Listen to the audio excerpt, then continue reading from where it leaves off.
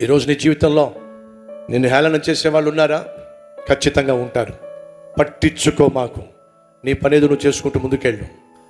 నిర్నిమిత్తంగా నీకు హాని తలపెట్టాలి, నిర్నిమిత్తముగా నీకు కష్టాన్ని తలపెట్టాలి, నిర్నిమిత్తముగా నువ్వు చేసే పనిని చేయకుండా ఆపేసేయాలి, నీ ప్రయత్నాన్ని ఆపేసేయాలి అని ప్రయత్నం చేసే శత్రువులు ఉంటారు. ఒకవైపు ప్రార్థన చేయి, మరోవైపు నీ పని కానీ ఆపమాకు. హేళనకు నువ్వు లొంగకపోయినా, బెదిరింపులకు నువ్వు లొంగకపోయినా సైతాను మౌనంగా ఉండడో. నీ చుట్టూ ఉన్న వారిలో నుండి ఎవరో ఒకరిని లేవనెత్తుతాడు, నిన్ను నిరుత్సాహపరచడానికి, నీ విశ్వాసాన్ని నీరుగార్చడానికి. ఈరోజు ఒకసారి నీ సమస్యను గూర్చి ఆలోచించు. తీర్చుకోగలవా? అయితే చింతించు మాకు. తీర్చుకోలేవా? నీకోసం చింతించే దేవుడు ఉన్నాడు, ఆయన చేతిలో పెట్టు. మీ చింత యావతో నా మీద వేయండి.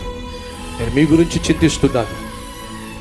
మన గురించి ఆలోచించేవాళ్ళు లోకంలో ఎవరు ఉండకపోవచ్చు, కానీ నీ గురించి నా గురించి ఆలోచించేవాడు ఉన్నాడో. ఆయన ప్రభు అయిన యేసుక్రీస్తు. ఆయన చేతిలో నీ సమస్య పెట్టు, ఖచ్చితంగా పరిష్కరిస్తాడు. నువ్వు అనుకున్న సమయంలో కాకపోవచ్చు, దేవుడు నిర్ణయించిన సమయంలో సంపూర్ణంగా నీ సమస్యను ఆయన పరిష్కరిస్తాడో.